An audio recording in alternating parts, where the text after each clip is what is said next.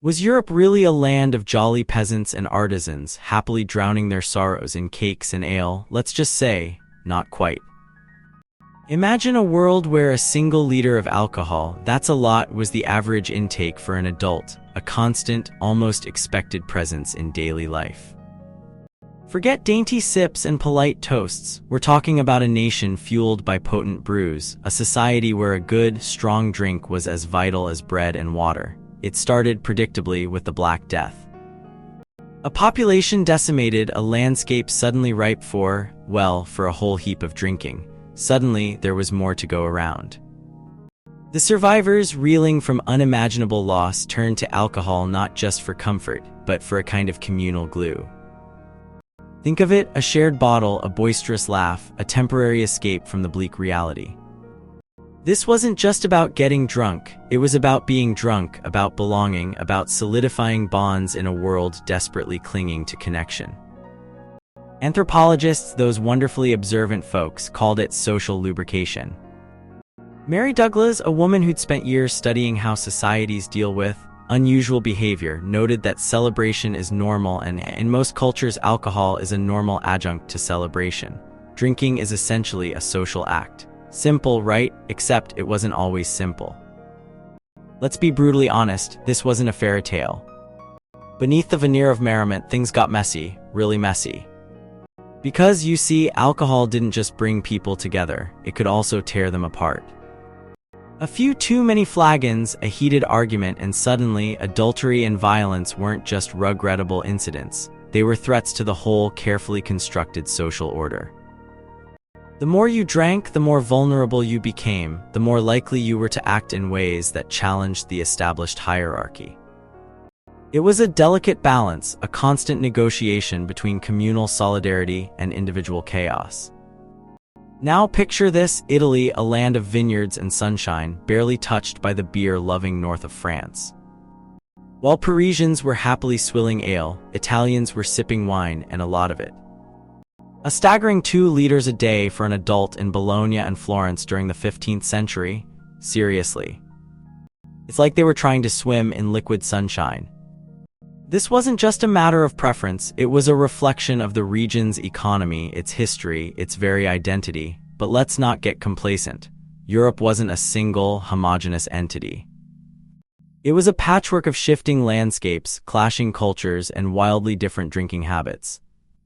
The 1300s were a turbulent time, plagues, wars, political upheaval, and through it all, people kept drinking. The demographic collapse after the Black Death actually increased per capita consumption. Suddenly, there were more people to feed, more celebrations to mark, more ways to forget the horrors of the past. Then came the rise of trade, the growth of cities, the stirrings of the Renaissance.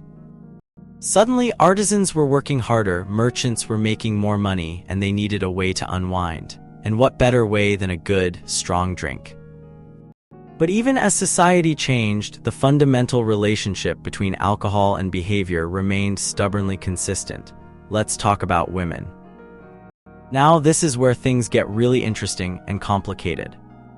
Ancient Rome, for example, had this bizarre notion that women shouldn't drink wine.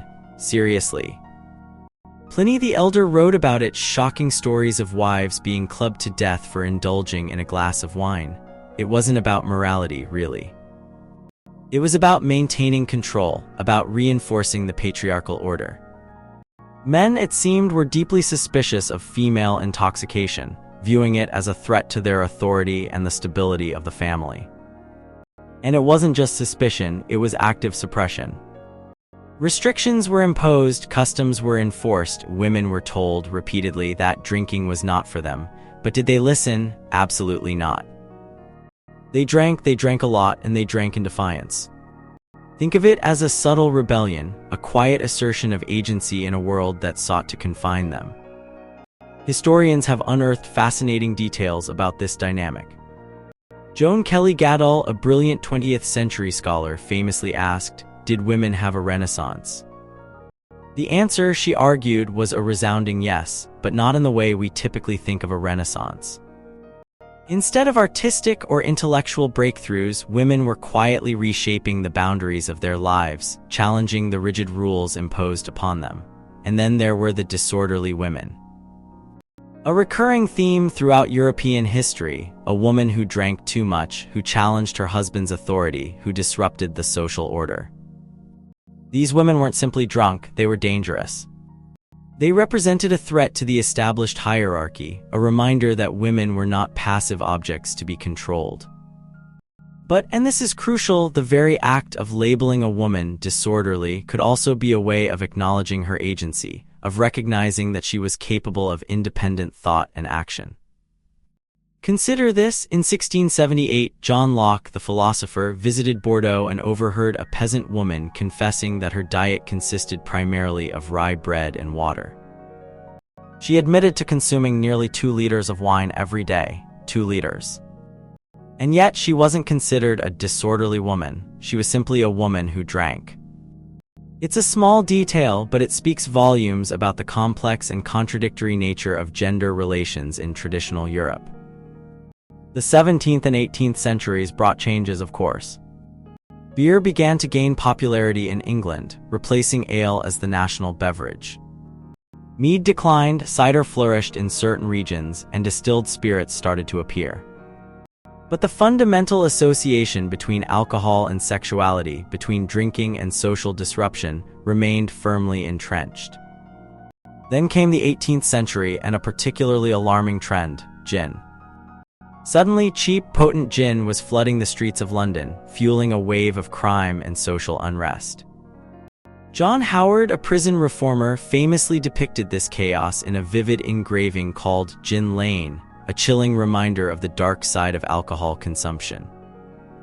But even as the consumption of spirits soared, something else was happening: a growing movement towards abstinence. People began to recognize the social and medical problems associated with excessive drinking, and they started to advocate for moderation or, in some cases, complete abstinence. It was a slow, gradual shift, but it marked the beginning of the end of the traditional drinking pattern. Tea and coffee, imported from the East, offered an alternative, a more civilized way to socialize and relax. And as urbanization continued, water became safer to drink, further diminishing the appeal of alcoholic beverages. So, what does it all mean? Was Europe really a land of jolly peasants and artisans, happily drowning their sorrows in cakes and ale? The answer, as always, is complicated. It was a society where alcohol played a central role in social life, where it provided comfort, connection, and a temporary escape from the hardships of daily existence. But it was also a society where alcohol could be a source of conflict, a symbol of social disruption, and a tool of patriarchal control. And one final, unsettling question: if we strip away the layers of history, the cultural norms, the social expectations, what remains? Is the primal urge to drink, to seek solace, to forge bonds, to lose ourselves in the moment truly universal?